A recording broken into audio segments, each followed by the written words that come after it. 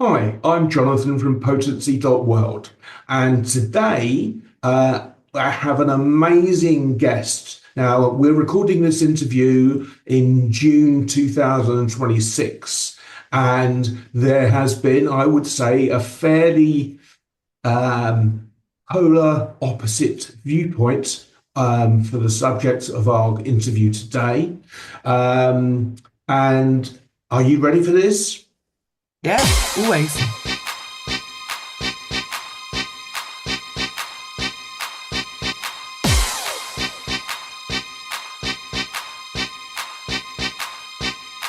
Y'all ready for this?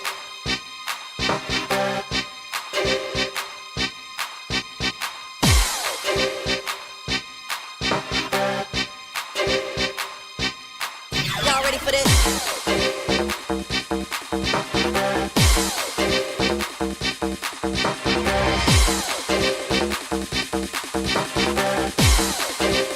Y'all ready for this?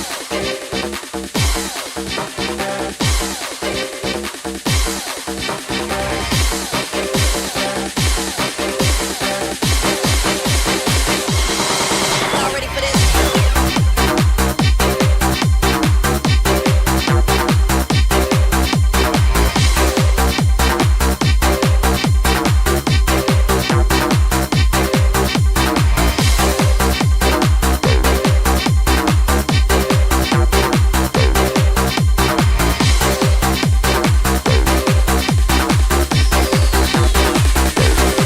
Y'all ready for this?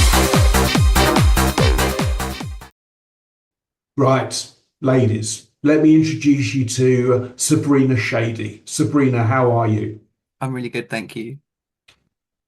And we were talking before we started recording about some things you're working on at the moment. But first, I think so.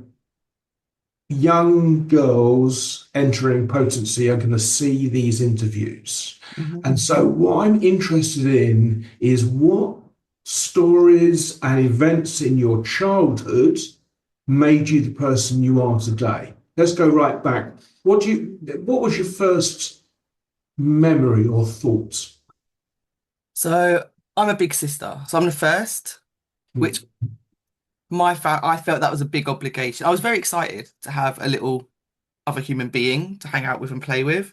Yeah. I'm from quite a big family, lots of aunties and uncles and stuff. I was a little bit disappointed my brother didn't come out with like shoes ready to like go around running around the garden. I wasn't quite prepared for him to be so useless at the beginning. But the, the family I'm from, there was a big difference made between boys and girls. Ah. So I saw that and I found it like a bit perplexing. Do you know what I mean? Like, because in my brain it didn't make sense why he could do that and I couldn't. What was the difference then? So he was running outside without shoes. Is that what you Oh no, said? no, I mean like he when he was born, he didn't have Yeah. shoes on, he wasn't ready to go out and play. So I was Ah, disappointed because newborn yeah. babies are a bit rubbish, aren't they? Yes, they are. They are. So what was the So then as we difference? got older, there was lots of things he was able to do that I Oh, was not so able to do. So just running around outside, being outdoors, playing, getting dirty, sitting on the floor. oh, I remember being told like young ladies don't sit like that, or you're gonna yeah. get, you're gonna get your dress dirty. Well, I didn't choose the dress. You put me in the dress and then told me I can't do things because I'm wearing the dress that you put me in. Like, it just really Mhm. confused me. So I was like, but so why put me in a dress?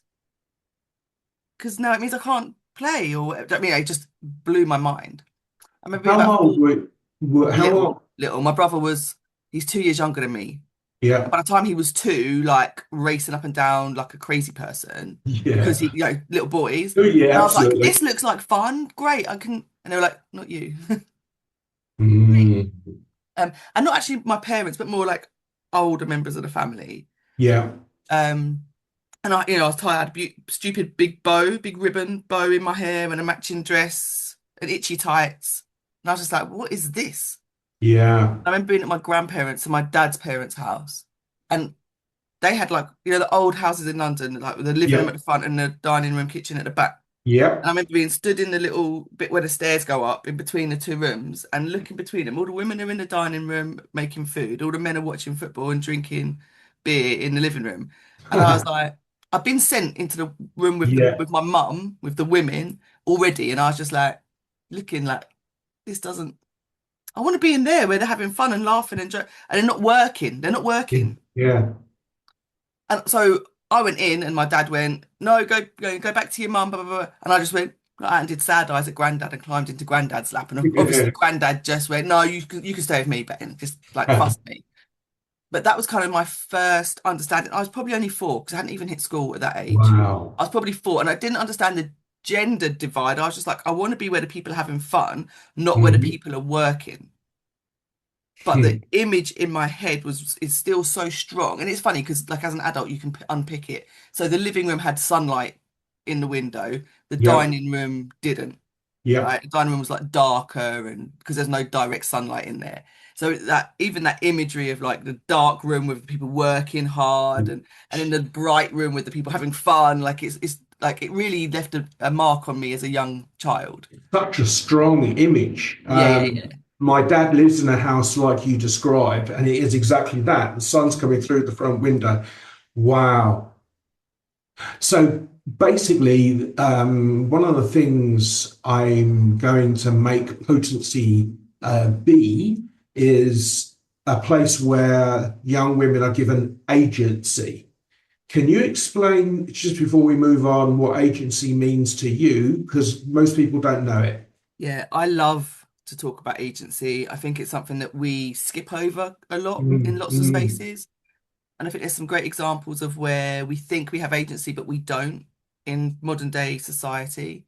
So for me, agency is the ability to make informed decisions that help us direct our lives in ways that are healthy, healthy in terms of relationships, healthy in terms of physical health, mental health, social, where we live, what we consume, whether that's social media or food, we get to make those decisions. We have the Mm. agency to choose with all of the necessary information to ensure that we're making good decisions that benefit us.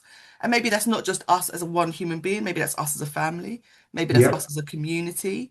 Um, but I think most of the time we think, so for voting in political situations for me is one where we think we have agency, but Yeah. most of the time we find out down the line that the people who we voted for lied to us or didn't tell us the whole truth or are taking money from people who, you know, skew the boundaries of what we believe in terms of values or um, what's correct or what's good for the community they're supposed to be serving rather than good for a multi-million company or whatever.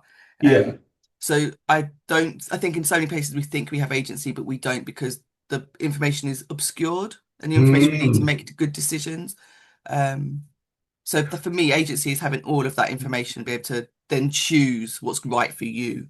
So, I don't know how you can quantify this, but the description of you being put in a dress and a bow and told to go there, literally every single thing that you wanted to be as a child, you were told no. Yeah.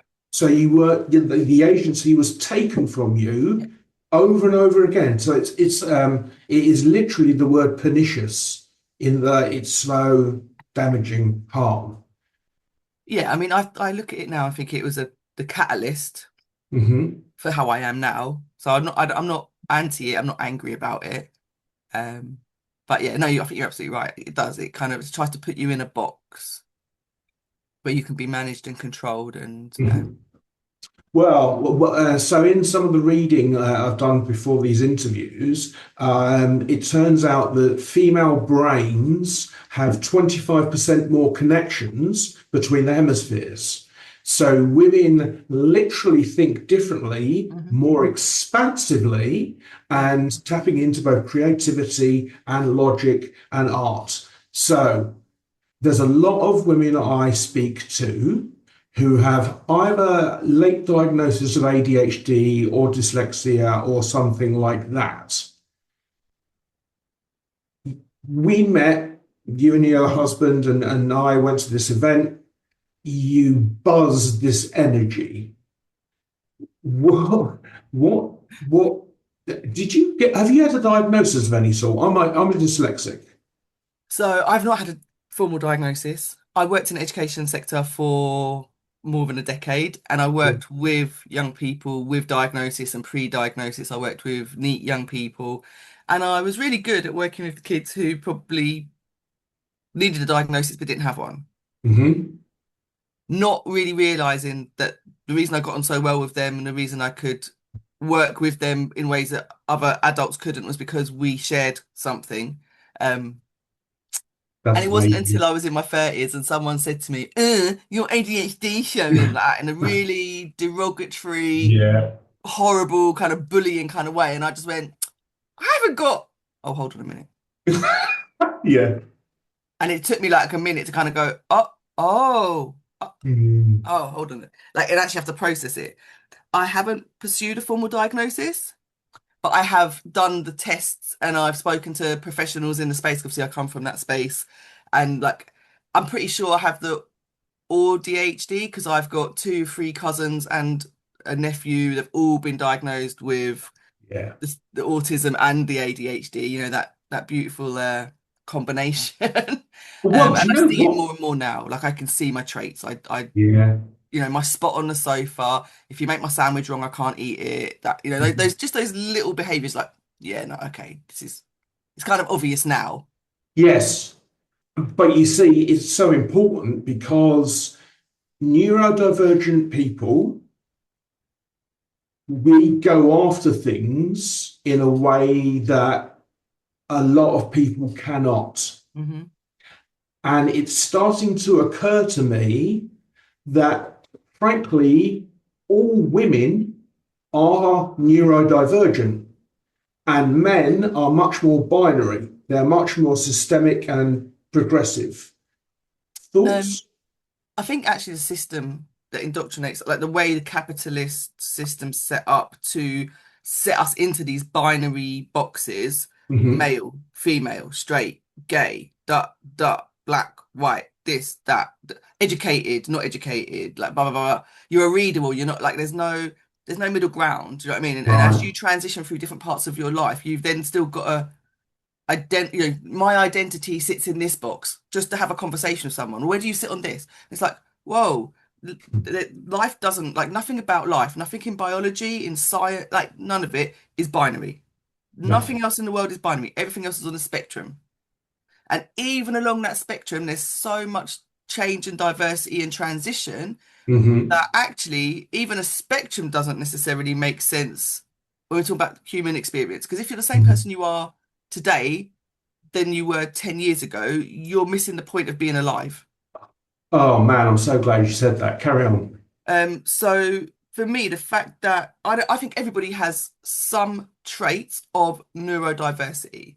The difference is, can you fit into the system that we live in now in terms of the way societies functions? Can you engage with that in a way that allows you to operate and progress, or can you not? If the answer is not, so like we had problems in school, we've spoken about that before. Yeah. People may have challenges like emotionally. People may have challenges because the system doesn't allow for you to be different to this box that they've established is the right way. Yeah. So that everybody who sits outside of that box is now dysfunctional, rather than recognizing that trying to put people in boxes is the dysfunction. So I think everybody has the ability to be themselves and have these wonderful different ways our brains work. Mm. But there's something about the way that the society has been built to benefit men, to benefit certain men in certain spaces with certain Hmm. thinking patterns, that it normalizes that. Absolutely. It's institutionalized. The Absolutely. education, I mean, I find it offensive with 2026. If I see a little girl child pushing a pram with a baby in it, I'm like, man, I mean, You want to grab her and go, there's more to life. There's more there to is, life. but you know what? I was just thinking about this. So obviously, Donald Trump is the president of the United States. They have pushed back on diversity, equity, and inclusion, Mhm. and all of the white male multi-billionaires that own pretty much all of our communication, they're all pushing back as if diversity in any way, whether it be, genders or brain patterns, it seems to be getting a pushback. I can't believe, for example, that engineers, computer engineers in Amazon or Google or wherever it is, get sacked to meet a quarterly profit margin. Why not go, oh, you think differently? Why don't you go off and do something? We're jumping ahead though. So, four, very strong picture of this thing. So, early conditioning.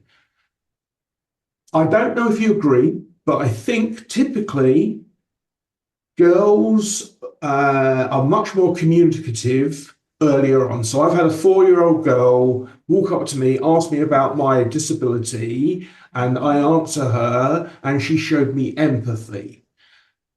That was four in nursery. So when do you think the personality starts? 7 onwards or earlier? Younger, much younger. Really? So my brother didn't speak till he was like 3 or whatever, right? He didn't Mm-hmm. really. Now I can't tell you categorically because I was only a couple of years older than him. Yeah. But he and I used to communicate. I knew exactly what he wanted, whether he spoke or not, right? Now, I believe we communicated because I remember having conversations with him, but when adults were in the room, he would not open his mouth. Now, people have told me that he was not speaking at all, and that, anything I think he and I communicated about was like either telepathic or didn't happen. All right, cool. But in my head, so my auntie said, "Oh, do you guys want juice? Do you want do you want blackcurrant or orange?" Always blackcurrant, right? So I was like, "Oh, we both want blackcurrant." She went, "Let him answer for himself."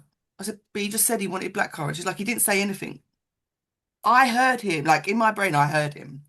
So I feel like we develop way, way earlier than we recognize Mm-hmm. because yes, our brains have got a lot of development to do, but there's something innate about the energy that we bring as individuals that's already in us when we're born.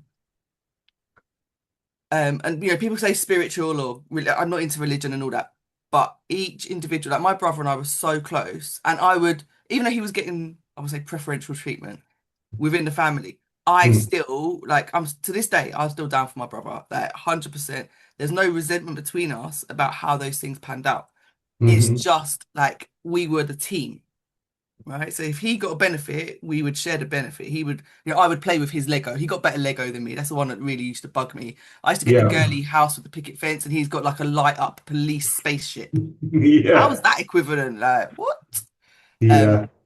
So for me, and in terms of like the neurodiversity, I recognize as an adult now, my brain did things that I was constantly analyzing what's going on. I'm watching the relationships between the adults in my life. I understood more about um the dynamics, the power dynamics that was playing out across the family and oh, this person's not talking to that person and da, da, da. I recognize that even very, very young, Okay. which I think is the neurodiversity. So long before I was 7 years old. Mm. The thing that changed between like 8 and 11 was my ability to express it. So it was all going on, but I didn't have Right. the words, right? I didn't have Yes. the way to turn it into something that other people could understand. At the point that I was between sort of 10 and 11, that changed and I actually became very aggressive because I realized that I could outsmart everybody. So I wasn't Mhm. necessarily physically aggressive, but I could like bad up my teacher in front of Yeah. everybody and she couldn't say nothing to me because she Yeah. already knew I was smarter than her. Yeah. Yeah. So Yeah. when she come for me for talking or doing whatever, I'd just say something cutting to her and she would be shook and wouldn't be able to say anything. Did you get expelled much? No, well, I'm Oh, I have a big privilege. My grandfather worked in the education space. So okay. they never tried to expel me from little school, but when I hit senior school, they tried to suspend me a number of times. Yeah. Yeah. Mostly because of my pursuit of justice. Like I didn't like teachers bullying people. I didn't like Exactly. inappropriate behaviors, being ignored, Yeah. or whatever. So I would Yeah. mouth off. And they tried to suspend me a few times, but my granddad was actually the person that trained my head of year. Ha. So granddad would come to school and advocate on my behalf, and Yes, my head of year couldn't go against what my granddad said, kind of thing, because my granddad had taught him everything he knew. It kind of absolutely. And alarmed. it's so good. If you go back to that first image where you gave your granddad the puppy eyes, that's just wow. I mean, so this interview is not about me, but I will just share a quick story. I was adopted into a white family. So I had an upbringing with books, with science. I don't think we've had a conversation about a TV show. It's sociology or politics or history. And that is effectively white privilege. So even though I'm mixed race, when I walk into a situation, I'm never telling myself the Okay. story. Yeah. And therefore, my experience with people, because I'm not having the story, I'm telling a story about what I want to create, not what's holding me back. And it sounds like, because I didn't realize until, well, I'm 54 now, till I was 46, I had no idea that people were threatened by my intelligence, which I find hysterical because I failed English. I was advised to leave mid A levels. I got five GCSEs, but they said, "No, you're not going to do it. You I just didn't not leave up." school. I had one GCSE in art. That was it. Yeah. I took a lot of them, but I hadn't been in school Yeah. enough to get the. I would have got. I hadn't done any coursework, so I couldn't get decent grades, regardless of how good I Right. did at the exam, because I hadn't been attending. Mm. Like I didn't see It, the point in attending when everybody there wasn't like the teachers weren't that smart. What yeah, are they teaching me? And they can't even be honest about what they don't know. Do you know what I'm saying? So that I those do. kinds of things with the ADHD, and so you're there reading a textbook and you know that some of the stuff in it is not right. Yeah. And I'm like, this ain't even, come on now, what's this? It's a load of rubbish. We're going to learn what's in the book. I said, but you can't expect me to take you seriously if you know what you're teaching is false. Like that is nonsensical. Like, what are we doing? Leave the classroom. Yeah. Like, you can't just teach people lies and tell them, I know it's a lie, you know it's a lie, suck it up like that. What is this? So I just stopped going to school Yeah. because I Yeah. didn't see the point. There is Um, no point. no, I can learn the facts without turning up. Like school's not teaching me the facts, not teaching me the things I Mm. need to know. And I was Mm. pretty good at school. I was predicted like 13 A to C's, but I just Yeah. couldn't bring myself to attend somewhere and play the game, pretend to learn the lies. Yeah. Especially when it was particularly in a history class where I was like, they're not telling the truth of like slavery and the British Mm. Empire and the damage Mhm. it did across the globe, like damage to the environment, damage to communities, damage to culture. Everything. And they wouldn't like my history teacher wouldn't even engage in the conversation. And I'm like, Mm. my family is evidence of that. Mm. You're telling me that my truth, my personal truth, is not relevant in this talk like that. So it just undid my faith in education for a really long time. Fucking right. It is. It's disgraceful. But you see, and thank you for teeing up. I'll just dive in again. This is what Potency World is, girls. Mhm. Watching this video, it's not about me telling you anything or the facilitators or coaches telling you anything. What we want here is for you to say, do you know what? I'd really like to do this. And then we will say to you, let us help you do that. Yeah. That's education which is intrinsically motivated, and therefore you don't have to learn lies. Yeah. You can research and make your own conclusions through experimentation. So I didn't know about your school experience, but I asked the question because it's we're too similar. Okay, so strong sense of justice, clear observations. We do see so much more. Mhm. So I've got another friend who's AUD. Yeah. ADHD. Yeah. So for him, if I speak too fast, he says, "Hang on a second, I can see him running Yeah, it's like round." spooling. Yeah, yeah, yeah. Yeah. But energy, we really match. It's really good. So you just learn how to deal with people. I think growing up feeling different means we have to look out more. Yeah, Do you think we so can go on? psychologically, people with neurodiversity often have great pattern recognition because that's part of a safety mechanism. I need to look out for risks and danger. So Yeah. I recognize patterns, which might mean I need to get up and run or do something. Hmm. So then we start getting really good at pattern recognition of other people's behaviors and other people's speech or whatever it is, depending on the experiences you had growing up. So I had like a violent household, so I would be very aware of people's behaviors that might lead to, so getting a silent treatment and things like that. I'd be like, oh, something's about to kick off or whatever. Yeah.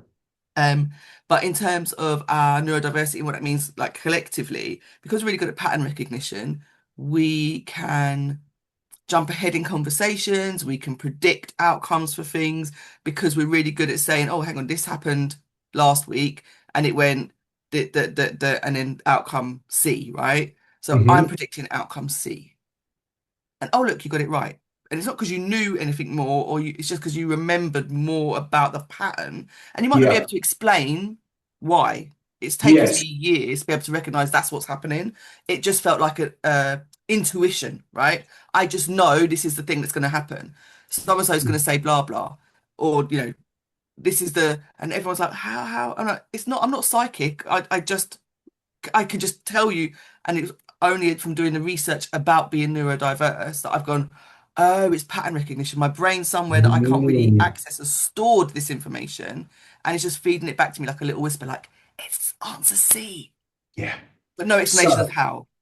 okay, a couple of things that come off the back of that. So, my earliest memory is my brother's 5 years older than me, and we didn't really have a relationship because when I came into school year one, he was already off. So, we never really crossed over. Um, but we were in the car driving to St Albans, which, for wherever you're watching this, is a Roman based town in southern England. Hmm. And we're driving along, and I'm preschool, he's in year five, and he says to our dad, Dad, why did the Romans build their roads straight? And almost in unison, we said, because it's the shortest distance between 2 points. Hmm. And from that moment on, he has had to beat me in I have no intelligence. I can't tell him anything about anything Hmm. because I'm fundamentally inferior because that he how I'm going Yeah. to read you a couple of traits, 8 traits actually, which I love to read. Okay, so neural function that causes neurodiversity. There are certain traits they all have. They can utilize the brain's ability to alter and create perception, the primary ability. So when you're describing building up in your head what's going to happen, that's it. We do that more. They're highly aware of the environment. They're more curious than average. They think mainly in pictures instead of words. They're highly intuitive and insightful. They think and perceive multidimensionally using all the senses. They can experience thought as reality and they have vivid imaginations. In it. 100%. So that's from the book called The Gift of Dyslexia. And I got it because I'm dyslexic, Hmm. but I always read that when I meet another neurodivergent because there is so much crossover. Yeah. This conversation is not about me. Sorry, we'll talk another time because we'll talk But it's another time. valuable because the experience of being neurodiverse is seen as an outlier, but Yeah, actually it's part of human evolution. Like, and it has been for millennia. Like, these are the traits that keep humans safe. These are the traits that help us explore more or help us yeah, learn new things, or and we should be celebrating that because the more of us that are neurodiverse, the more of us that are moving into these different new ways of thinking, the yeah, better innovation, the better opportunity that humanity has to resolve the problems that we're experiencing, to fix the climate, to, yeah, bring empathy and care and, proper community values back into the world. Yeah. Because strong, empathetic, and justice-focused brains can't be a bad thing, right? No, absolutely. All right, I'll just tell you this quick story then. Went to Dulux Paint Centre. I bought a tin of a blue thing that they mixed it up for me, put it on, and it wasn't quite right, so I wanted to get a second coat. I go in there, I'd written them a review on Google.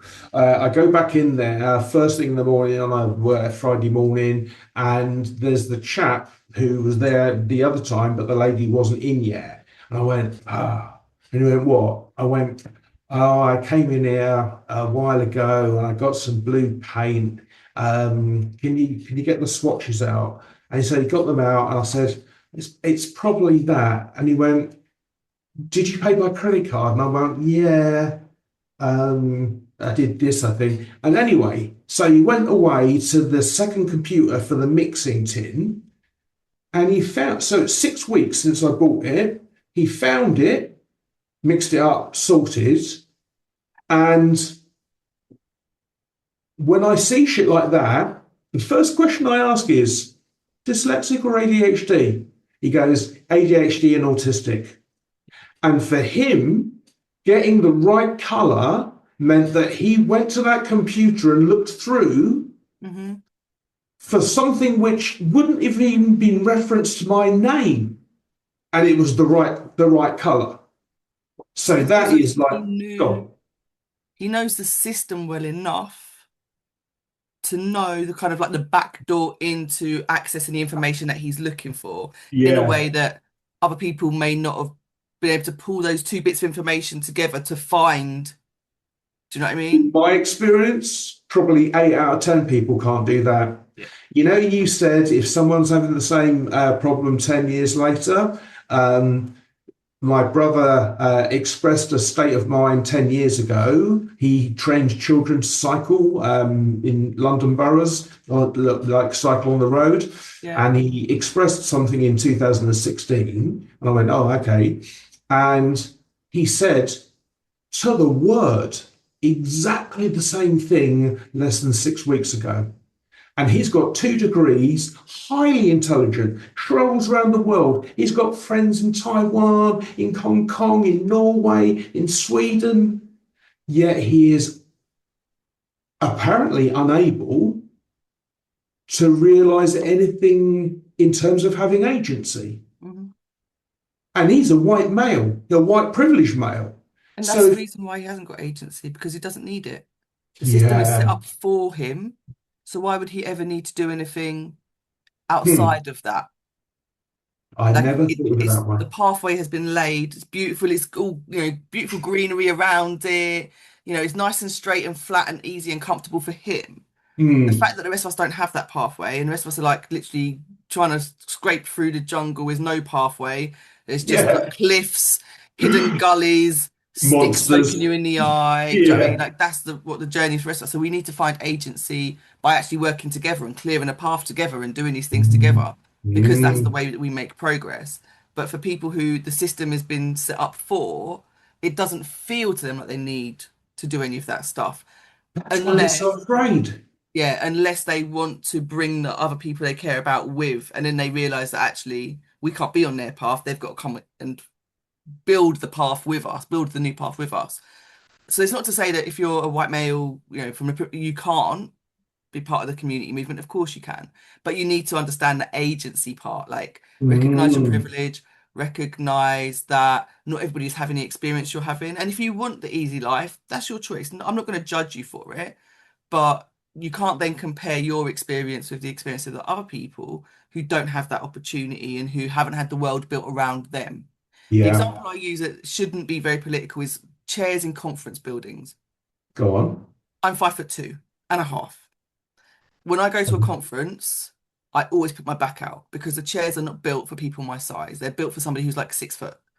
Very few people are actually 6 foot and above. Most people sit somewhere between 6'3", 6'4", and 6'9", 10. Sorry, 5'4", 5'10". Like that's the average person, right? I'm 5'10". Right, and I'm 5'2", so I'm just under, which is fine. I'm bigger on the inside. So when I sit in those chairs, I already have something called spina bifida occulta, which is a birth defect in my spine. So if I Yeah. sit on a chair and my feet have nothing to rest on, it puts Yeah. my back out. So that means I have to sit forward on the chair, so my back isn't supported, which then gives me a Yeah. bad back. So either way, I get a bad back because the chairs are built for somebody who doesn't exist. They're built for like this James Bond Yes. person, like 6'2", dark haired, kind of muscular, like the gauge on stairs in buildings is on, Yeah. I say, the gait of somebody that tall. Yeah. Yeah. So Yeah. the whole of the architecture of these shared spaces is built for somebody that doesn't really exist, which Yes. makes the rest of us uncomfortable. On that point, and it's about the number. So on on YouTube, there are various videos about dating and the problems with dating. And one of them looked at, I will link it. One of them looked at what women ask for. And 95% of women on the particular app they were researching put they want a man 6 foot over. So in America, there's the 666, Hmm. 6 foot over, six pack, and six-figure salary. And only 8% of the men in America are over 6 foot. Yeah. So you've got 95% of the women chasing 8% of the men. I don't know any woman who's demanding, or very few who is demanding is someone who's 6 foot tall. Exactly. So I don't And think it is the women chase, because like how many I know more women who have settled down with a doughy, comfortable dad bod kind of guy because yeah, he's chill. yeah. He doesn't have an issue with them having agency or earning more than him or having her own social life. Like those are the things we really want. Those are the things, Mm, the agency, the ability to still have agency within our marriage or within our mm, relationship. Um, I don't I think a lot of this stuff is rhetoric that's put out to yes, maintain division. yes, exactly. Because women aren't a homogenous group. We don't all No. want the same things. If I've got someone who's 6'2", they're a foot taller than me. How like he's gonna put his back out trying to give me a kiss, or do you know what I mean? Or I need a step Yeah, ladder to look him in the yeah, eye. Like yeah, who benefits from that? It's ridiculous. exactly.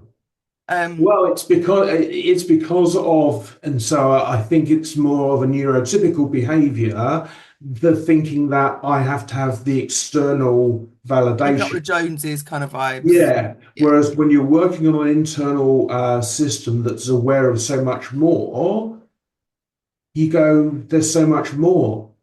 Why would you just be looking at this one thing when there's 15 things? But that, And aesthetics is so like such a limiting thing. yeah, Like it's yeah, such a limiting thing. But it's, again, our capitalist system has commodified everything to this extent that, yeah, um, you know, if your partner is not seen as being attractive by the outside world, then you are a failure.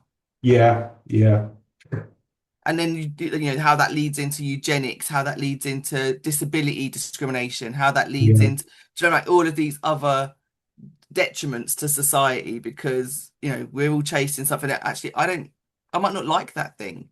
But if I don't have that thing, people outside are going to think badly of me. This is the problem. Yeah, I know. It's ridiculous, That's such isn't a it? crazy thought process. Like it hurts my head.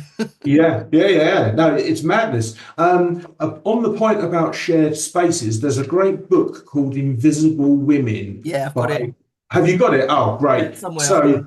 somewhere in there, I can't remember where it is, she talks about how gender equity is not about floor space. So the Mm, observation is that men have urinals or even separate or a big tray, whereas to get the same number of women to deal with them fairly, you'd have to have twice as many cubicles. cool. Yeah. Yeah, because of the various extra needs that women have. Mhm. And I read that and I went, wow. Then I would argue that all space, like I think urinals are dehumanizing.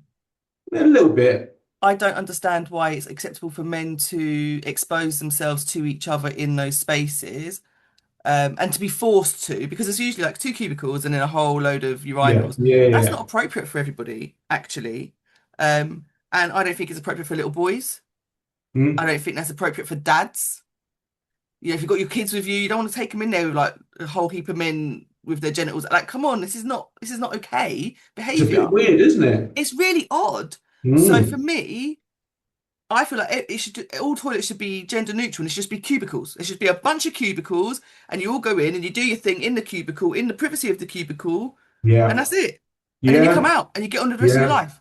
I don't like the for me, it's not even about how many cubicles do the women have, how many cubicles do the men have. Why are we normalizing exposing your genitals in Mm, what is a public space? yeah, Because it can make you vulnerable as an individual human being. It can also, it sends a message yeah, socially that it's okay yeah, for men to have their genitals out in public spaces, yeah. but then also that there is no privacy for men. There is never like that's not if you want privacy, there's something wrong with you. Why did you go in a cubicle to go do a wee? Well, Why are you going in a cubicle for, bro? I'll tell you exactly because that's what I have to do. I have a Mm. little bit of release anxiety. So Yeah. if I'm dying for a Yeah, piss, but it's hold not on. release anxiety. You're entitled to privacy when you're doing the thing. Like, why? Yeah. Why is that weird? Why is that weird? Well, it is, but it's just that I can't let go when someone's standing next to me. That's normal. Yeah, I To suppose me, it. that's the normal thing. Yeah, yeah, yeah, Like yeah. it's not abnormal to not be able to do it if you think someone's watching you. Like there's lots of things you can't do if someone's watching. That's Yeah, yeah, people are yeah. supposed to watch you in your private moments, and we Yes. like detached men, and this is part of the thing. Like for me, we've detached men from those. Like it's natural to not want to be vulnerable and exposed in public spaces. That's a natural human like experience. I do not want to be watched with my bum out. Like Yeah. completely normal response. Why are we making it not normal for men to want privacy?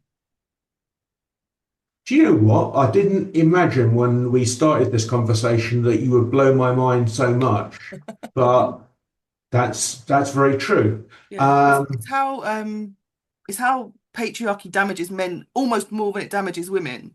yes, Like it's very yes, damaging for women, but it's way more damaging for men because your basic humanity has been removed from you on the most subtle of levels that you don't even recognize that's what's happened. yeah, Why are you being trained from young to get your penis out in front of other men? Like it's just normalized. yeah, it is. And I've got no issue with nudity. Like I really don't. I don't body shame. I think everybody's beautiful in their natural state. But there are safety mechanisms in place in society which are supposed to protect children. But when you look at how Yeah, we operate, they don't. they don't at all. Boys are taught having your willy out in a public space like the bathrooms is okay. Is it?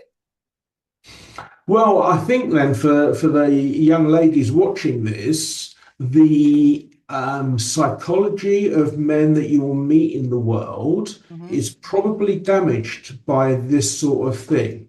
Absolutely. Um, and I think that because men are socially accepted to get angry, Hmm. this is why anger manifests.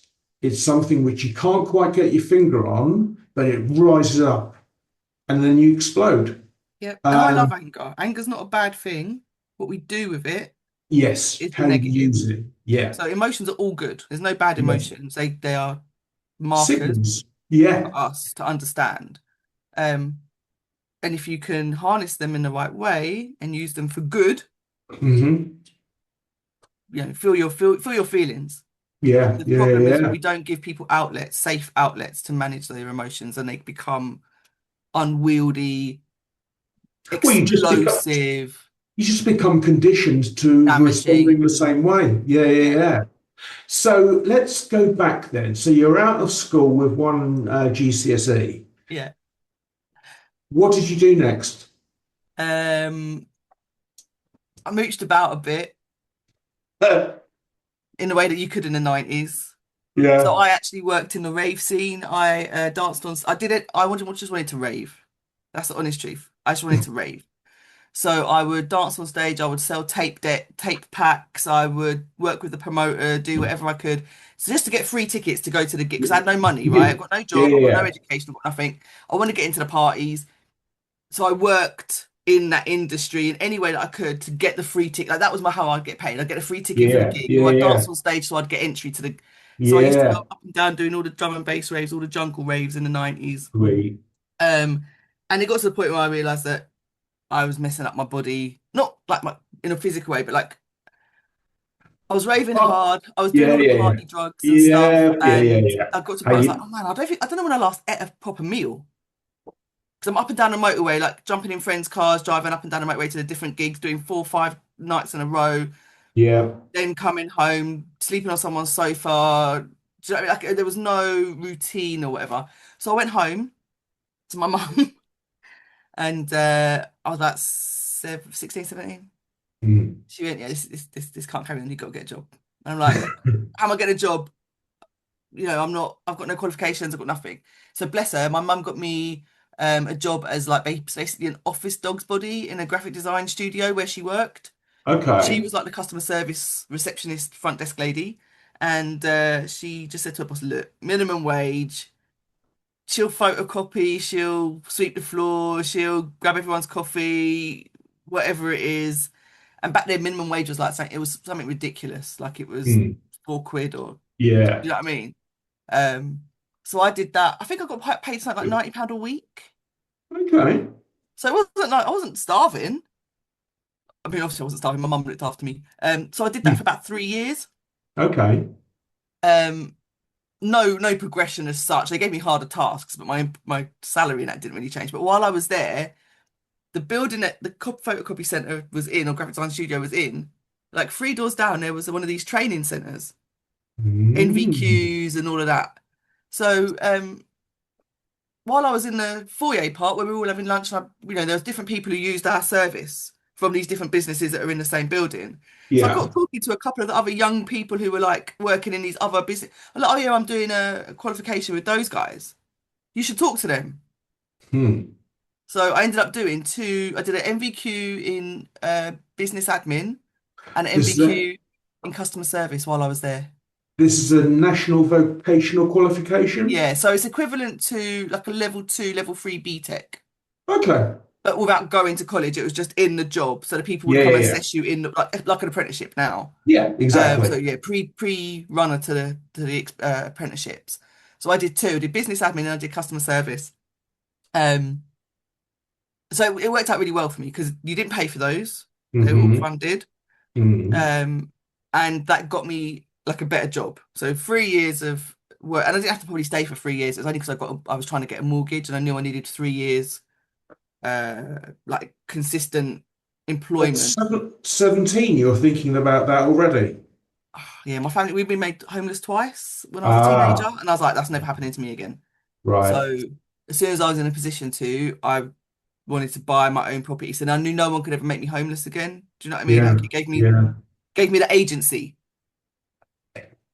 And fear. Uh yeah, I suppose I wouldn't have said fear. For me it's like, okay, how can I control my narrative? Yeah, So I'm not scared of being homeless. I don't care about buildings. I care about security that they provide. You could yeah, burn my house down. The thing I'd be saddest about is like my family piano that I'm currently custodian of because my mum hasn't got space for it, my books, and like photographs and stuff. Other yeah. than that, there's no physical items that like it might cause me sadness, but I wouldn't be like devastated because it's all stuff. Okay. Because I've lost stuff so much, being made Yeah, homeless twice. Like yeah. it was about security that it presents. It gives you an anchor. The physical building itself, I couldn't care less. On a similar step back for a moment, you mentioned something earlier about it was a violent household. Did you observe or were you inflicted? Yes. Both. Yeah. Now, I'm half Nigerian. In I'm 2018, 11% Nigerian. oh, there you go. My birth mother found me or sent out a letter to my dad. I met up with her, and I've got a sister, half sister, 2 years older, and there's this whole extended family. Anyway,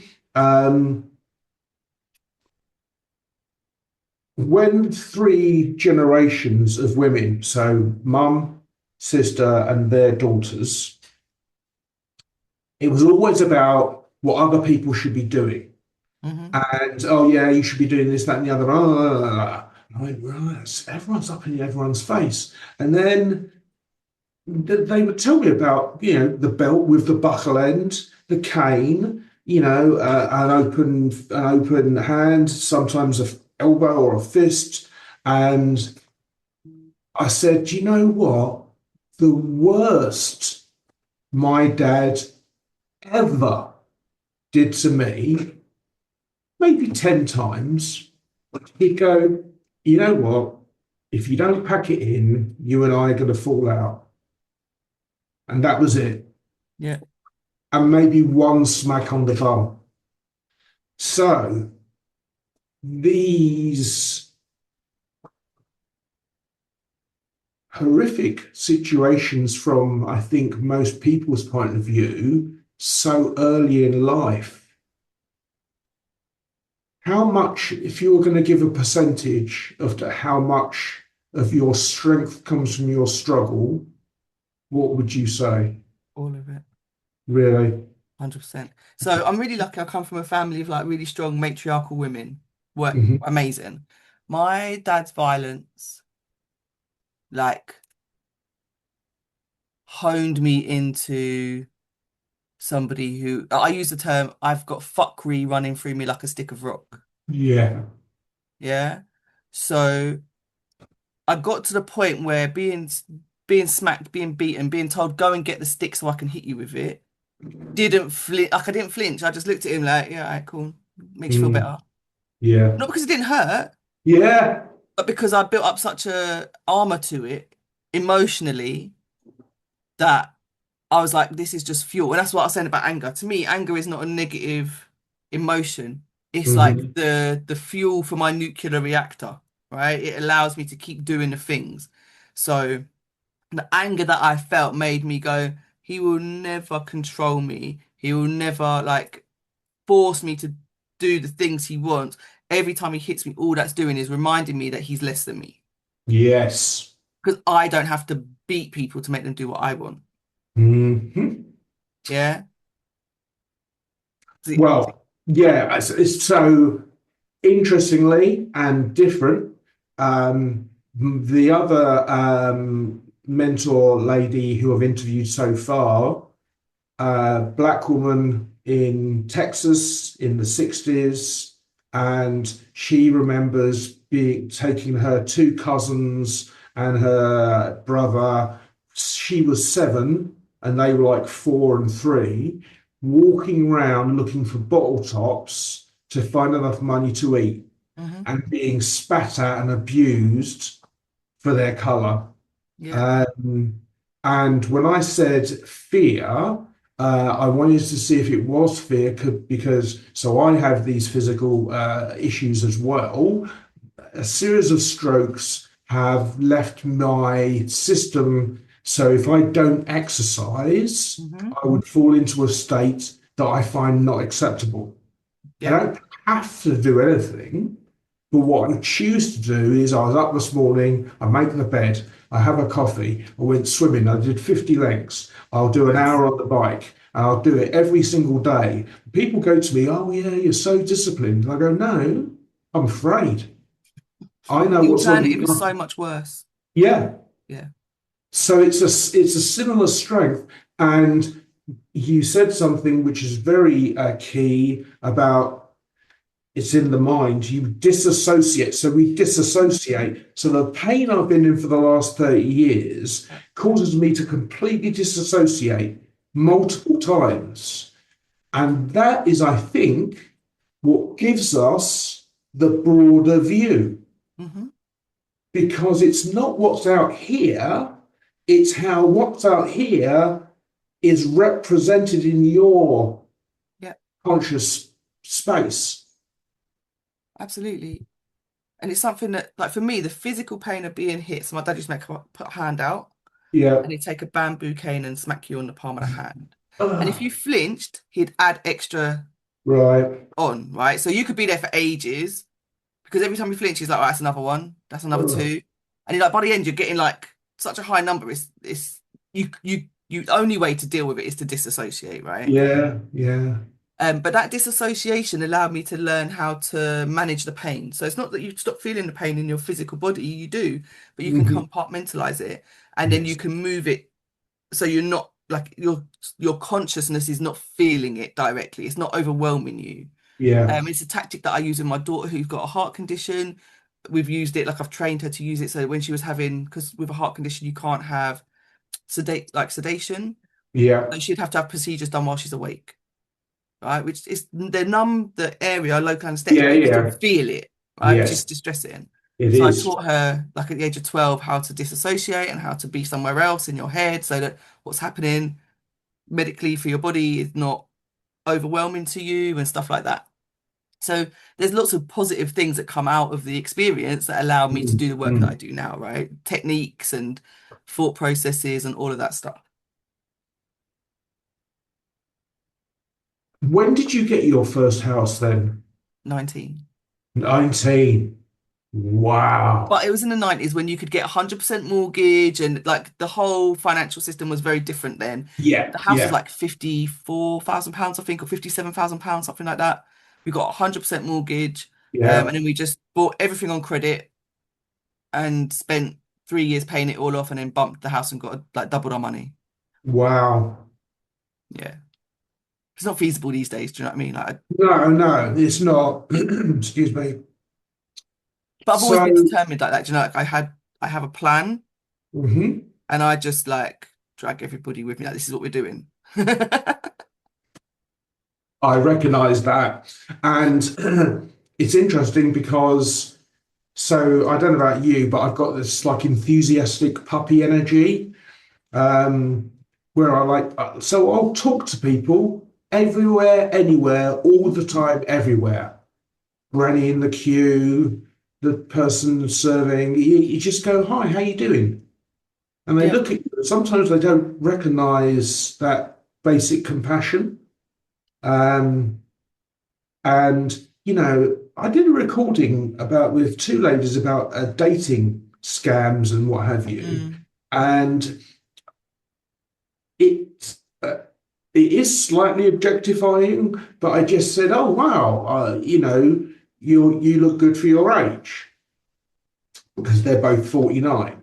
And she said to me, "Oh, that's made my day." I went, okay, maybe I've gone and overstepped it. But the fact that it could make someone's day and that having a conversation with people can make a difference, that's the thing which is dragging me through what is currently a depressive world situation. Yeah. But let's move on then. So you're 21. You flip the first 3 years. No, so you're 22. You flip that first house. You doubled your money.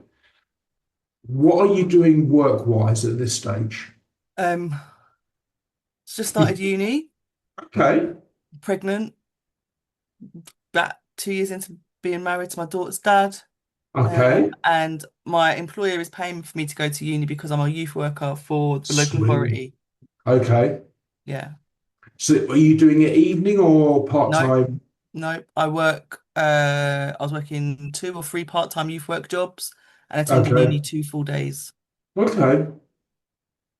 And what course were you studying? So I did a youth and community work degree. Okay. Oh, that's why they paid for it. Yeah, yeah, yeah. Okay. Yeah. My brother had been stabbed in the late 90s. Same Yeah. year as the McPherson report comes out by a bunch of racists. So similar kind of scenario, Stephen Lawrence. Yeah. He survived, he's fine, like big grown man with kids and all of that good stuff. But it made me stop because I was on a career path to like customer service. I was working at a call center and all of that stuff. And then this happened and I was just like, nah. So I started Mm, volunteering in a partnership program between the police and local authority hmm. to try and educate people around issues of racism and division within the local area. The youth workers running the program were like, you're actually pretty good at this. Mm. We're going to run there's another course we're about to run, which gives you a qualification equivalent to an MVQ Okay. in youth work skills, if you're interested. So I was like, I'll have a look. I see, I quite enjoy doing this work. That's cool. So I did that. Then they went, there's a couple of jobs coming up in youth work. Now you've got this qualification. You are highly qualified enough to do these little part-time youth work jobs if you're interested. So I just like climbed up the ladder. And because I was from the area and because I got in so much trouble off the back of my brother being stabbed, I was nearly arrested and stuff because the police were like, "Oh, you're Yeah. inciting a riot," and I wasn't. I was Yeah. trying to communicate with the local community about what had happened because they kept phoning the hospital, and the nurses are like, "We can't spend all day answering phone calls. That's not what we're here for." Yeah. Um, so I was like trying to talk to people, like saying, "Can you stop phoning the hospital, please?" Um, so it all just, yeah, came like could have gone into a big catastrophic kind of thing, but because I had the right people, luckily I Mm. had a really good police, like local police officers like Sabrina, look, come and work with us, come and help us connect with the community better. Because no one wants to talk to us. Surprise, surprise. Um, so I was able to go and work with the Muslim community in Bletchley. I was able to go and be in those spaces because I was known, I was from that area. I was able to make the connections. So I ended up Mhm. becoming a youth worker, worked my way up, but in my local area. And then once I got qualified, I realized working in my local area wasn't the flex that I thought it was. So Mhm. I went and worked in a different town. And yeah, about Same 15 work. years. 15? Yeah. From the late 90s, I didn't leave public sector until 2015. So I would imagine you've heard of the 10,000 hour rule, 10 years or 10,000 hours of purposeful practice Mhm. to become expert. I've smashed that out of the park. I was going to say, Yeah. because I mean, let's be honest, before you even learn anything, you had the skills that were required to such an extent that people could observe what you were doing and go, we're going to offer. Yeah. Because as a And I was rule, 19 when that police officer yeah, made that offer. well, as a rule, men don't offer women anything. And it's not always true and it's not Mhm. one sided, but basically, men are trying to chat girls up. Yeah, And and it was that, nothing like that. It was literally the police at the time was struggling so hard to work with the community because the community had had so many attacks against it, and the police did nothing to protect them and did nothing to resolve it after the fact either. So why would the community work with you? What yeah, have you done that would make them want to work with you? Who even are you? yeah, But because I was from the area, I mean, I think it was an exploitation in the moment, but at 19, for me, it was a great opportunity. So I think I don't think that individual police officer had negative intentions. I think he did yeah, really want to find a way to reduce the violence that was happening. Um, but I think the police in general were happy to exploit a young person from the area for their benefit. yes, Yeah, to yes, hit their targets. yeah, Um, the fact that it worked out really well for me, is because I'm of not you going to not there. complain about it.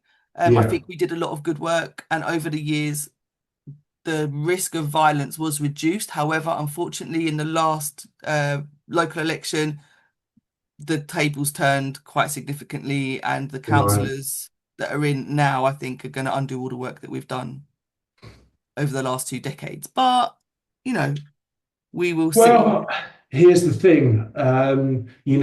We can only deal with now and hope that it leaves an indelible mark. And I volunteered in primary school and for 12 years. And so the children I first volunteered with, by the time I was ending that, were like 16, 17, 18.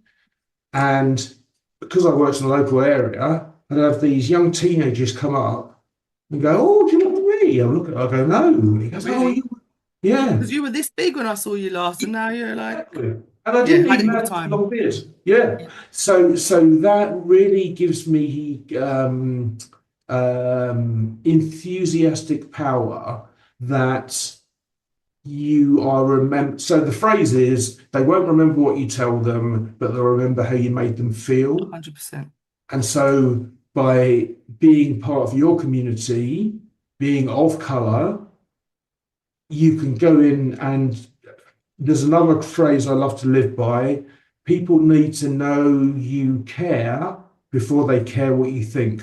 Hmm. And yeah, it's in spades, in buckets. Yeah, we still do So, look like we still do a lot of charity work. We went into a school a couple of weeks ago for Aspirations Week. Okay. So it's a school that's in a deprived area of the town that Uh, we grew up in. I say weeks, but obviously I work alongside my husband a lot. And yeah. we've been invited. I think this is the third time we've done it. So we've been doing it. It's every 2 years. And we go in and we speak to years 5 and year 6. That's like Yeah. 10, 11-year-olds, just before they make the transition into big school, to talk to them about our journey. Because like I say, I didn't finish school, didn't have great GCSEs, came from a local area, single parent family, blah, blah, blah, blah, blah. But now I run more than one business. I drive a very nice car. I own multiple properties. I'm hardworking. I've been able to travel quite extensively. I still get to travel in the UK a lot, and abroad, as and when. So, and I've been running my business for 10 years. But I'm Mm, also a parent carer. I've got a child who's got severe health stuff.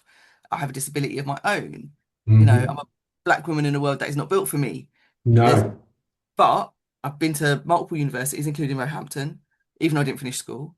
I've got lots of qualifications, post-grad qualifications. I'm a qualified coach. I've got a CBT practitioner, like diploma. Like, so none of that stuff that people tell you when you're in school is a lid to stop you doing the thing, necessarily, Yes. right?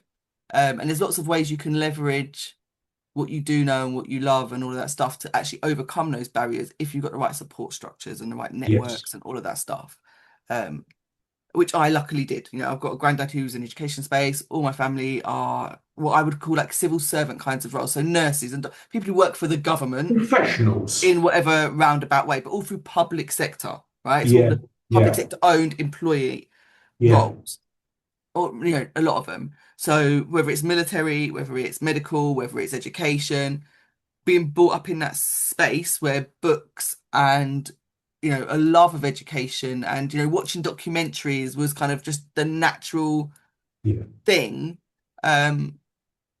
that led me down. Like, I knew I was smarter than my teachers from when I was Yeah. about 6, 7 years old, Yeah. Yeah. and not every teacher in every scenario and every Not topic, in but there were arrogant, not certain even areas where I was arrogant. like, I know more about this than you. Yeah. Yeah. And that left me kind of questioning. So for me, for young women now, I'm like, take all of that stuff that you know, and you've got so much more access to information than we ever did back then. Mm-hmm. You can follow the path of school and give them the answers they want to get you the grades that you need to do the thing you want to do. This is a means to an end. Yeah. So like when my daughter was in school doing her GCSEs, I was like, I don't care what topics you pick. Pick at least 4 you can guarantee a pass, so you can go and do the next thing that you want to do, which is college. Yeah. Everything else I don't care about. You don't need 16 A to C GCSEs. You need 4 to get into college. Because by the time you're my age, no one asked you what your GCSEs were, Yeah. Yeah. right? So you go college and do the thing that you want to do. School's what you have to do. College is get to do what you want to do. And she did. She smashed it out of the park. She got, and she did history, which I think is one of the hardest, like, because it's remembering dates and all of that. Yeah. But Yeah. she doesn't remember any of it because of her condition. But what she did, she learned to replicate the answer formula because of her ADHD really Yeah. well. So, they ask you a question, in what year did General blah blah of so and so and da da da da do the thing that da da da da? She would Yeah. literally write the answer in whatever year she guesses it might be. General Yeah. blah blah of so and so army from blah de blah blah went across the da da da to do the. So he just writes the question back in a Yes. slightly different order, and that gives you Yes. points whether your actual answer is correct or not. So she Yes. scraped through, and I'm like, that's what I'm talking about. That's all I want young people to do. I don't care if you got an A or a C. Did you pass? Oh, it's not like anymore. Is it a 9 or a 4 or whatever? Whatever it is. Yeah. If you pass to get to the next bit, because that's all life is. Get through this Mm. phase so you can do the Mm-hmm. next thing you want to do.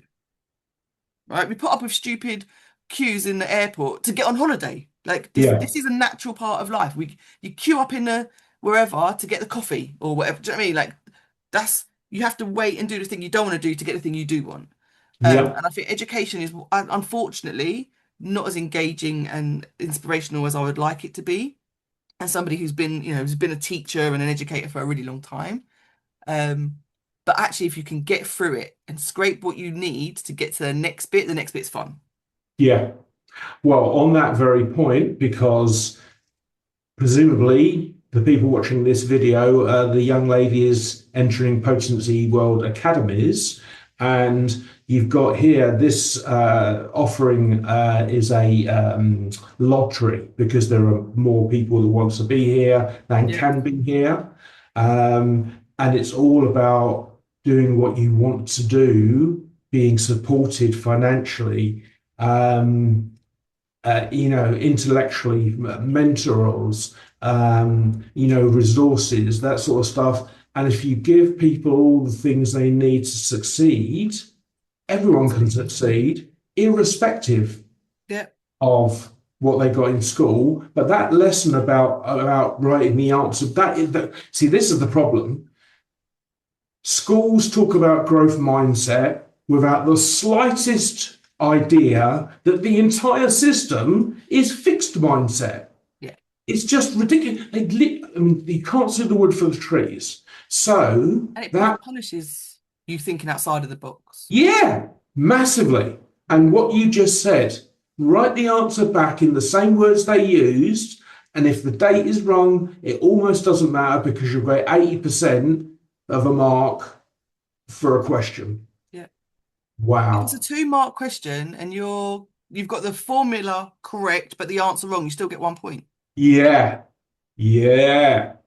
And that's the same 1 point if somebody just wrote the right year. If they just literally wrote the year, like 1945 or whatever, and they Yeah. didn't write anything else, no sentence, Yeah. no whatever, just the year, they would get the same point as you, even though you got it wrong. Yeah. That's crazy. I love it. I love it. Right. Okay. So let's jump then to starting the first of your own businesses in 2015. What was it and why was it? In fact, actually, why was it before what was it? Yes, so in 2015, my daughter was diagnosed with something called cardiomyopathy. Which She'd been is, really ill, couldn't figure out what was going on with her, back and forth, back and forth, back and forth to the hospital, to the doctors. She was being sent home from school for vomiting. So they're like, oh, oh, she's got a bug. You can't come back to school for 24 hours or 48 hours or yeah, whatever. yeah, But she didn't have a bug. You know, when someone's got a sickness bug, like they're bent up, they're in pain. None of that. She was fine. Um, Long story short, 8 weeks later, she was literally collapsed. She hadn't eaten, she hadn't drank anything, she wasn't going to the toilet. And the triage nurse, I still praise that woman to this day. I said to her, look, I can't even touch her. When I pulled her t-shirt down and my knuckle grazed her stomach, she looked like she was in so much pain. I don't know what's happening. This triage nurse actually looked at my daughter properly, like actually looked at her and didn't say it's bulimia, which is what they all rest of them were saying. yeah. Bulimic people don't be sick in the middle of a classroom, No, right? That's not bulimia. no. Um, she sent us through to the children's ward. They put my daughter on a drip straight away. Next morning, we were rushed off to another hospital in Oxford called John Radcliffe, which has pediatric cardiac care, which they don't have where we live. Yeah. We spent the next month in hospital. So I Wow. lost my job. Um, yeah, just everything changed. My daughter, they told me when we got into that hospital that if she didn't respond to the medication within the next 3 days, there's probably not very much they could do for her because at this point she was in multiple organ failure. Fuck. Um, and yeah, like everything, just the whole life just crumbled around us. And I had this just tunnel vision on my child. I fell out with a lot of people, like my family, friends, like all kinds, because people weren't taking it very seriously. They're Hmm. like, oh, she'll be fine, she'll be all right. Bro, you're not listening. Her No. heart doesn't like her heart works to 15% of what it's supposed to work. Like this could be it. Yeah. So we were in hospital. She was in intensive care for 2 weeks, then HDU for a week, and then on the ward for like regular children's ward for a week. And she What? only was allowed out because she is a very good negotiator, and she Mm. convinced the consultant that she would recover better on holiday with her cousins in Devon because we'd booked. It was the summer holidays, and my dad had booked for us all to go to Devon for a week. She'd already missed the holiday because when she got diagnosed, we were supposed to go on holiday the following week to Cyprus or something. We had to Okay. cancel it. She's like, I've already missed on holiday. My recovery will be so much better if I'm with my family and with my cousins and on the beach. I promise I'll take it easy and da da da. And he gave in. He said you Hmm. can go on holiday as long as the day you come, when you come back, the following day you've got to come and have an MRI scan. Okay. Yeah, well, she said okay, but I had to do all the driving. So I drove all the way down to Yeah. Devon, all the way back, and then the following day I had to drive all the way across the country to go to Oxford. Um, but yeah, so her getting ill and me losing my job because I physically wasn't able to attend Of work because I had to be a course. full-time carer, Yeah, yeah, yeah. um, just opened up the world to me that in the same way that when my brother got stabbed, it opened up the world to me going, hang on, this doesn't make sense. I Yeah. realized that families with a disabled child, like you're spending so much time trying to navigate where all these services are supposed to intersect to protect and Support. carry and support you, Yeah. actually they do the opposite. The education system and the health system don't want to talk to each other. My daughter, I'm saying to the school, can you please send some homework because she's going to be in hospital for a couple of weeks. I need you to send some work so she doesn't miss out on anything. Nothing got sent. Really? Nothing. Like not once in the 4 years that we were going through this, the school didn't once send anything except the one time they sent it after she was already back in school. Like she'd been back in school over a week when they sent it. It's fucking outrageous. Because I got a phone call from Great Ormond Street Hospital saying, we've just done Yeah. an email about Aaliyah's schoolwork, but she's not on our register. And I'm like, no, she came home over a week ago. And they're like, so why? I was like, don't ask me, just bin it. Yeah. Just bin it. Um, so my thought process was, as a mum who's worked in Hmm. the education space, like I've spent over 15 years in the education space, I am well versed in writing care plans and I used to write pre-sentence reports, like I'm quite academically capable. I still can't navigate this shit. Mm. I'm still getting the angry black woman tropes thrown at me by teachers and by the school. Yeah. I've got a headmaster meeting me at the gate every time I'm coming in because, they literally don't trust me. Yeah. Um, so I started speaking to other parents of SEN kids in the Hmm. school and coaching them on how to get the results, right? The things they've got to say, the terminology they've got to use. Because the school didn't want to give my daughter like an EHCP, so the Education Healthcare Plan, Okay. because they said she wasn't entitled to it because it's for children with learning difficulties. And she didn't have learning difficulties, she had physical disability. And I was like, that literally is illegal what you just said. Yeah. And they tried to argue with me, and I'm like, no, I'm literally qualified in this. This is what I do. Like I was doing this work before the Equality Act existed, so I know exactly what it Yeah. says. Yeah. Suddenly they're backtracking. So I'm coaching other parents, like for free, Of coaching other course. parents on this. And I suddenly went, actually, there needs to be something more that helps families going through what we're going through. So my daughter and I came up with like a resilience framework that gives families like some step-by-step actions for their well-being. How do you manage your Hmm. well-being, avoid burnout, do all of that good stuff, but also how do you engage with authority figures and services and mechanisms in the right ways to get what you want without Yeah. being labeled Yeah. Yeah. Yeah. problematic? Because as soon as they put that label on you, they won't respond to your emails, they Yes. won't interact with Yeah. your conversations. And I got because I got a letter from my daughter's doctor's surgery saying that they would no longer allow me to accompany her to any appointments because I was aggressive and this, that, and the other. So I wrote to them and said, you failed my daughter on 4 occasions when I brought her before she was diagnosed. If your doctor had Hmm. just put a stethoscope to her chest, they would have realised what was happening, and no one did. Hmm. She died because of you. And now you want me to be calm and collected when you're refusing us care because it doesn't fit into your ageist approach to dealing with people with heart failure. All the heart Yeah. failure clinics run during school time. So for her to engage in that clinic, she has to miss school. So you're telling me I have to choose between her education and her health. Mm. That's illegal. Absolutely. So, but I had to write it all down, like in a formal email, which I then also sent to my union. Yeah. Yeah. And Yeah. it was that made, do you know what I mean? Like made them act differently. But they were trying to like say to me, well, you're not allowed to bring her to appointments and that anymore, which would mean that she wouldn't get to go to the appointments because who else is going to take her if I'm her Mm. carer? Mm. Mm. Would they think your dad's going to take time off work every week to take her to the clinic? Like, it's Can't be just, done. yeah, it's completely impractical. And Yeah. they know that. Yeah. Yeah. So the business was set up originally to help families navigate all of that without killing anyone, Mm. because it's not easy. No. Um, and yeah, over the last 10 years, that business has developed into a training academy.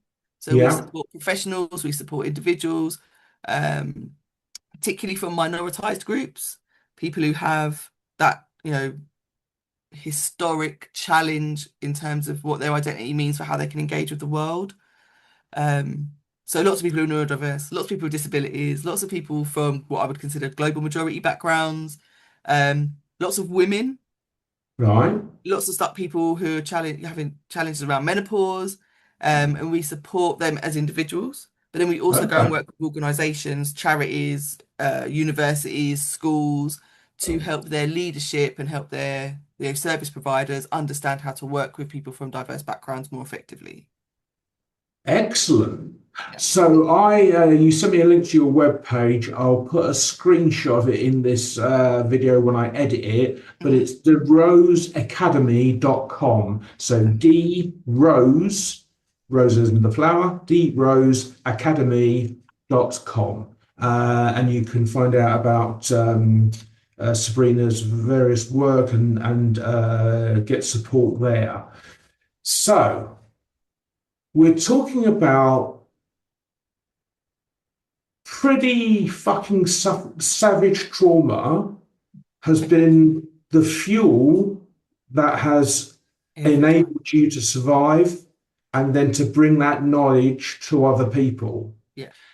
And I don't want to make this about me, but I'll just tell you the similar story. I was volunteering in primary schools when I'd just come out of hospital with my strokes. Mhm. I was thinking like this, I couldn't speak properly. I was dying, but I couldn't speak properly.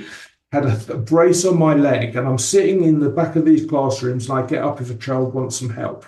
Anyway, they were so kind, this group of year four children, and so friendly, and so interested and interesting in me, and in just like lovely people, Mhm. not children, people.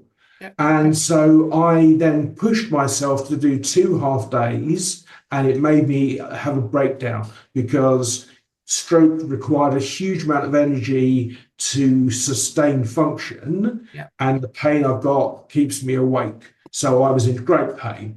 So I burnt out and I sent this email, said, I can't do it. I can't even see the edge of the hole. I'm going to have to stop doing it. I was doing a project with them for their end of term video. I finished that and then I bowed out. 4 weeks later, the class teacher phoned me. She says, "Oh yeah, we made something for you. Do you want to come in?" I went, "Yeah, sure." And I came in, and they gave me because I drink these iced waters. They got me a bottle for ice water and a card, big card of an iPod, the classic iPod shape. And on it were all little iPods with a personalized message from every child. I know. And I vowed to pay children back for their unconditional joy. And even when a child is sad, they are not so stuck that they can't find a way out of it if you just listen to them.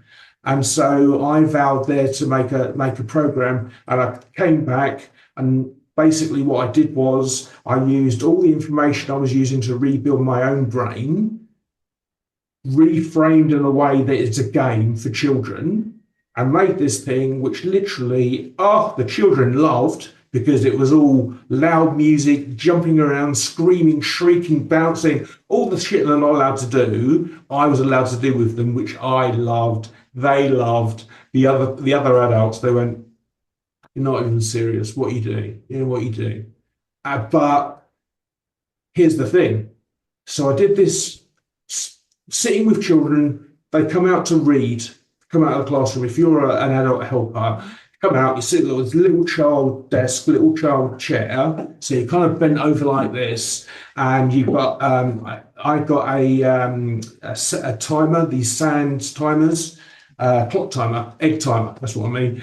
And I'd go, all right, before you start, if you do the character voices, I'll do the music and the incidental effects.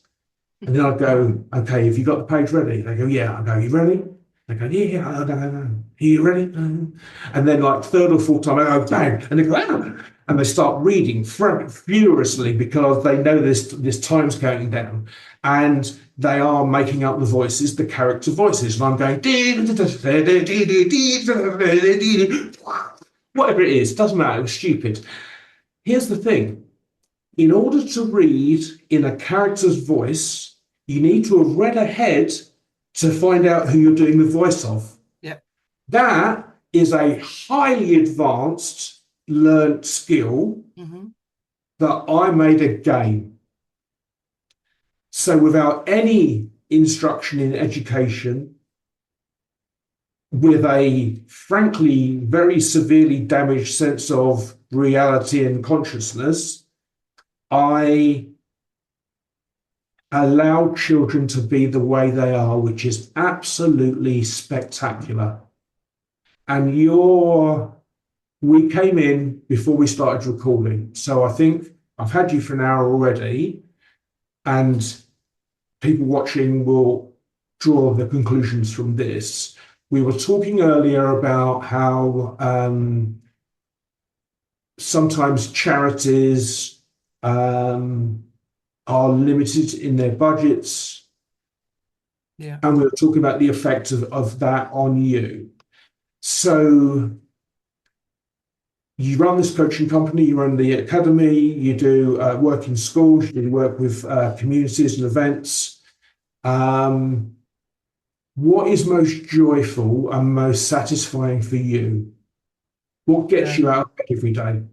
I love creating. Okay. For me, the most fun part of what I do is I take quite complicated theories and experiences and turn them into something that's actually accessible for people.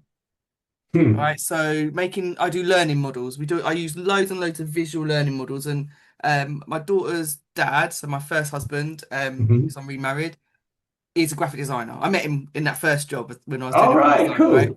right? So he still designs a lot of stuff for my business. Sweet. So like recently he's just done me a new privilege wheel. What's that? So it shows you, if depending on your identity markers, how much barriers you might have out in the world. So you can plot your lived experience and go, okay, I might be having problems here or there that I'm not aware of, or I might be having privileges here and there which I wouldn't have been aware of. So it helps us plot that. So I designed it and then described it to him, and he drew it for me.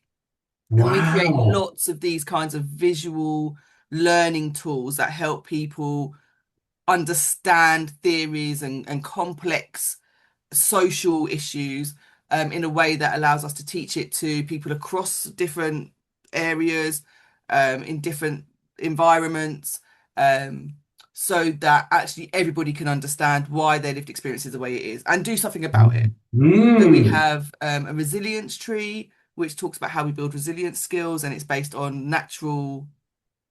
what the natural elements of a tree. So we talk about things like strong roots, like what are the things that help anchor you and make you feel strong and supported? What's that feel you? Having a bit of a flexible thinking, not being stuck in your ways. We're talking about mindset. So being flexible in your thinking, be able to look around the problems to find the opportunities, that kind of stuff. Yeah. But we teach it using a tree because you can teach that to any age group. Everybody knows what a tree looks like, no matter where in the world they're from. It's got a green bit at the top and a brown bit at the bottom. And you can all draw a tree, whether it's a palm tree or a pine tree or an apple tree. It doesn't matter. Tree. We know the basic theory, right? And trees aren't uprooted in a storm if they've got strong roots. And we can talk about all these metaphorical things that people know about trees and relate it back to the human experience. That is amazing. Yeah, and it's important that we can relate it back, and we can teach it to parents so they can take it back to their children, or we can teach it to staff, they can work with their team. So we've got about 4 or 5 different frameworks that we use for different areas, to help people recognize the behaviors that we're trying to get to, and then that helps us identify what the barriers are to getting there. So we use these methodologies and making them accessible to people, so it's something that they can easily remember, or visually, like, triggers for them. Oh yeah, it's a tree, so what are the things that I know about a tree, and they can start feeding that back into, because Yeah.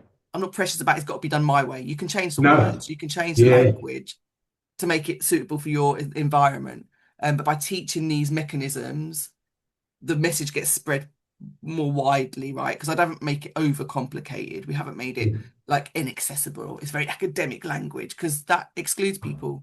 Exactly. So yeah, Exactly. that's what That we is, do. but well, do you know what? Just in your explaining that, you have what I have, which is an ability to step out and look at whole systems and all their interactions, and then turn it into something that's accessible. Yeah. And this is why AI is very good for people like us, but very threatening for people that are more on the neurotypical end of the scale.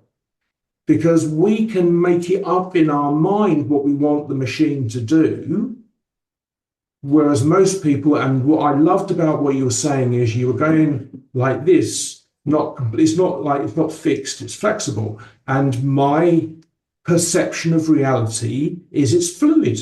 Yes. Everything's moving around. It's all And energy. yes, And energy's exactly. not static. Exactly. Like, it doesn't stay in one place. It's Do you know constantly what? flowing. I love to play with internal visualizations. And so I know an atom, I read it in some book. If an atom has the nucleus with one electron floating around it, if you made that big enough to see, the nucleus would be a football and the electron would be a tennis ball 2 miles away. Yeah. And so I can play with looking at things real time and just break them up into that. I know it isn't real. It's not about being real. It's about representation, and how you can move around when you take these different perspectives. Yeah. But also taking things that people can easily recognize, like you said, football. Everyone knows what football, we can all visualize what that means. So it makes it accessible, and it helps everybody visualize, which is why we use the tree as the initial part of our framework. That's because amazing. everybody knows what a tree looks like. Yeah. And like, we've got a whole hashtag like be more tree, Right? Because it's just, it doesn't matter what element of a tree you decide to be more like. It's better than not being like could be the fruit, could be a leaf, could be the literally trunk. Do you use grounding? Yeah. Right, because absolutely. you see, because that's the tree roots. That's the way I was taught grounding, to imagine the roots coming out the bottom of your feet. That's right. And in fact, when I deliver to coaching children, I quite often get them to take their shoes off. Because that disconnection, the internalized. So the problem I think with education currently is it is intellectualized, as you said, into something theoretical, whereas all learning that humans do that actually makes things happen is through experience. Yeah. So you got to understand the practical application. So I didn't really understand algebra until I was an adult. It didn't make sense to me. My brother, who's really smart, he's a good mathematician. He can do like mental arithmetic. He's an engineer by kind of training. He said to me, "You can do algebra." He goes, "You do it all the time." And I was like, "Babe, I can't. It doesn't make sense." He's like, "Okay, if I told you I need you to drive Birmingham and pick something up for me, and I need it back here by this time, and there's no petrol in your car," he goes, "could you figure out how far it is from here to Birmingham and back again, how much petrol you need, and how quickly you can get there and back within the time?" Do you know what I mean? By the time I was like, "Yeah." He goes, "All of that's algebra." He said, "Time, T is time." Yeah. He goes, "So you just need one or two of the elements to be able to figure out the rest, right? Wow. So he showed me, like he literally showed me, okay, if you leave now, how long will it take you to get to Birmingham? And I was like, well, probably about hour 20. Yeah. He's like, okay, how did you work that out? I was like, well, because the distance is this much and I've done the journey before and it takes about that long. He goes, that's algebra. You've got lots of Yeah. gaps in your maths equation and you're able to fill in the gaps from your experience. He goes, and that's how Wow. algebra works. It's saying, we know this information, but we don't know these bits of information. What experience have we got around the outside that allows us to fill those gaps, even if it's an educated guess? And then Yeah, we yeah, can do the yeah. formula, and you're saying it's about an hour, right? So it's an educated guess. So that's all algebra is. That is excellent. It's excellent. I mean, man, I'll tell you what, I'm so glad I met you because, no, because honestly, there are few people. Now, I won't liken you to me because that would be offensive. I've got a huge, long, old, wise I've been beard. trying to grow one, but it's just not coming in. It's not your husband's beard. I'm inspired by his, so I'm trying to get the bigger, sort of fluffiest Yeah, yeah. side. Um, it's amazing that the family can, your brother can take that concept and make it so simple that Mm, you can take these complex interactions between agencies and empower people to have agency. And the joy that you generate from doing that was the same joy I got from doing hospital radio shows. I'd mhm. spent 4 or 5 hours for a 1 hour show on a Sunday night. I'd spend 2 hours in the ward with the parents, with the children before we ever did the show. Yeah, And I'd get them to put the phone number in for the competition into their mobiles as the last number dial. I'd tee them up, tee them up, tee them up. So you have these kids. This was in the Royal National Orthopaedic. So kids having limbs cut off, major cancers, scoliosis. There was one kid that had this sort of giantitis in his hands and feet, was yeah. having them amputated. And these children, so other people volunteering would go onto the wall and go, do you like a request on the radio? And expect, what the, so I go, hey, I'm Jonathan. Have you listened to the hospital radio yet? And they go, no. And I go, oh my God, you're missing out. Then immediately go up and put this. And this is in the days when there was a one speaker at the end of a line of beds and air tubes Yeah, yeah, that yeah. have, yeah, proper old school. And we'd sort them out. And you just, yeah, it's so much gracer, I feel, to have joy in life. Yeah, and I think it's like all things, yin yang, right? You need to have some of the darkness to enjoy the light and so. So Yes. for me, each time these kind of things that could be very negative, things that could be very overwhelming and disempowering came along in my life, it was okay, how do we what's the lesson for this that could help Mhm. other people not experience this, Mm.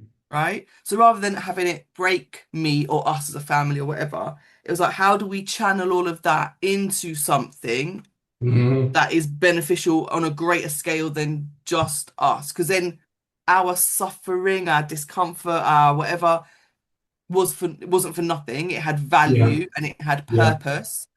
And as much as I'm not religious, I believe that when you can turn your negative into something positive and give it back to the world and go, there's learning from this, there's opportunity from this, there's grace from this.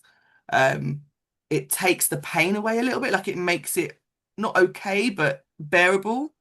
Yeah. So for my daughter, she's 23 now. She was diagnosed at 12. And we did think we were going to lose her. And there's been a few times we thought we were going to lose her along the journey. And she still, she pops back up like nothing happened. Because she's a tenacious little madam.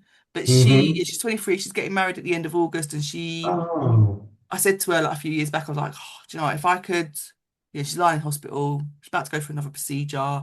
My heart's literally breaking. I Mm. can't show her that. And I was like, babes, I No. wish I could just take it all away. Like, just wave a magic wand and just take it all away and just give you back a normal life so that you don't have to suffer all of this.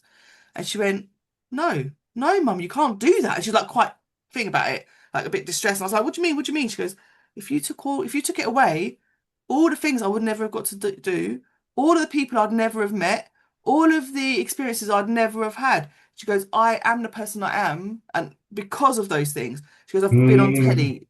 She's done like Children in Need a few times. Like she's been on Children in Need. She's done loads of fundraising for local children's hospice. She's done national fundraising for heart charities. She sits on the board of two, like the youth board of two national heart charities. She's spoken at national events up and down the country. Do you know what I mean? Like done research projects. She's done radio shows. She's had all of these experiences, and she's been recruited. Like she's been headhunted and mm, recruited to work with these charities to do art. She's designed Christmas cards for them to sell as part of their fundraising at Christmas. She's done all of these things. She's like, I wouldn't have got to do any of them. yeah, I wouldn't have had the opportunity to do any of those things if I was a normal kid, right? yeah, She says, living in Great Ormond Street, meeting all the other families and realizing that actually I'm probably one of the most, like the luckiest, because some of yeah. these kids are so poorly, but I get to go and do normal things as well. I can still go to the park and do that stuff.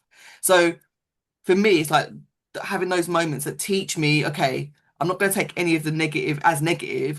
We can turn it all around a perspective and see it as Mhm, positive and move in mhm. that direction. How do we share this positive with other people? That's a testimony to the strength that, and it's the reason why the line "do what I do what I say, not what I do" is such a stupid fucking perspective. Because Triggering, yeah, triggering. well, I mean, the thing is this: that your child is inspired by her mother, because even though you may not have had words to explain difficulties, children are. So there was a video I used to use when I was working in the school. It's a little baby, maybe 9 months old, and mum's held it in, and she's singing a sad song, and this baby's looking up, and then just this little tear rolls down its cheek. It's not crying out; it's recognizing the It's emotion. emotionally regulating Yeah, to what mum's yeah, doing. Yeah. yeah.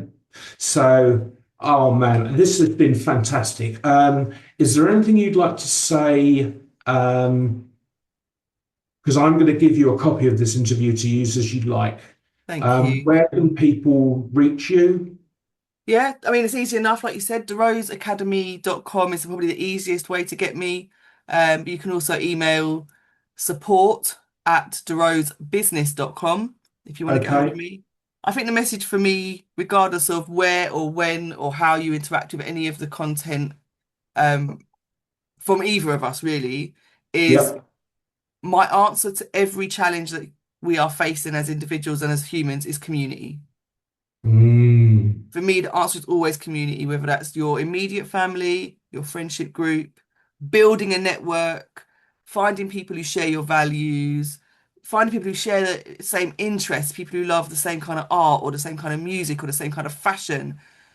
Build that community because that's where your safety and where your connection and where your empowerment happens. And those people will help you learn about your agency. brilliant. Absolutely brilliant. Girls watching this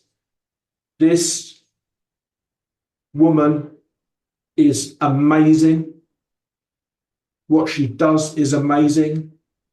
And like me, she is because of the struggle. Yeah.